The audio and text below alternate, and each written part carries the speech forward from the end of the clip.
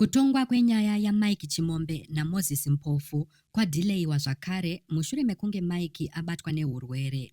Mhuri yeZimbabwe kusangana zvakare panonzi pano patinokupakurirai dzese dziri kupisa pasocial media nemunyika yedu yeZimbabwe. Kana iri first time yenyu kuvawo pano, ndapota bayai apo pakanzi subscribe mobva malaika nekusheyawo vhidhiyo rino. Izvi zvinobatsira kuti risvike kure kune hama neshamwari dzenyu dzisati dzariona.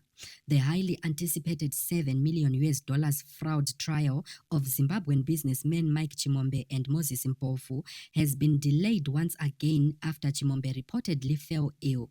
Kutongwa kwenyaya iyi iyo inechekuita nemhosva yepresidential got pass on scheme yanga ichifanira kuitwa musi wa24 February nezuro, asi yakapostponwa to 3 March mushure mekunge Mike Chimombe anzi ambozorora kwe7 days.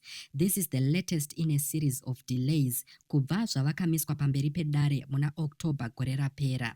Kumiswa uku kunotevera nzira dzakamboitwa nedare reConstitutional Court idzo dzakakundikana uye kupikisa kusarudzwa kwevaongorori venyaya iyi.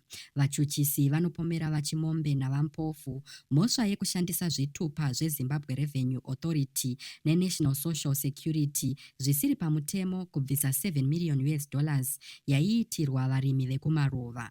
So kana vakabatwa nemhosva, Mike Chimombe naMpofu vakatarisana nemakore anosvika 20 vari mujeri. Zvichakadaro, mutori wenhau weHSTV Blessed Mhlanga apinda mudare redzimhosva achitanga kunzwa nyaya yake yekuti apiwe mukana wekubvisa mari yechibatiso yebail. Blessed uyo ari kupomerwa mhosva yekuburitsa vhidhiyo navaGeza iro riri kunzi riri kukurudzira mhirizhonga muvanhu ashora vakuru vehurumende mhosva yekumusunga maune. Gweta rake vaChris Mike vashoropodza mapurisa nemabatiro avakamuita avanoti asina unyanzvi panyaya iyi, vachiburitsa pachena kuti Blessed Mhlanga had voluntarily responded to police summons 3 times before his arrest, yet was later falsely labeled as on the run.